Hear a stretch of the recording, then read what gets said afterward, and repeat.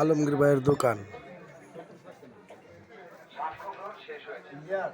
সম্ভবত এই মামলাটির রায় মাননীয় আদালত আজই ঘোষণা করবেন। মাননীয় আদালত অনুমতি দিলে এই মামলা সম্পর্কে আমি কিছু কথা বলতাম।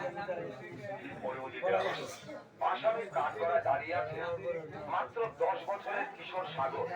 তার বিরুদ্ধে অভিযোগ বাংলাদেশ পুলিশ বাহিনীর 2 জন কর্মকর্তাকে হত্যা করেছে। সমাজের চোখে, আইনের চোখে এ অপরাধ লঙ্ঘনীয়, ঘৃণ্য এবং শাস্তিযোগ্য। কিন্তু মহামান্য আদালত আপনি আজ যে রায় ঘোষণা সাদাব আলমগীর ভাই সেই রায় ঘোষণার আগে যদি সদয় বিবেচনা করেন আসামি সাগর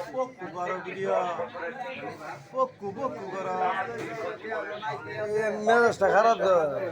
আমি আশা করবো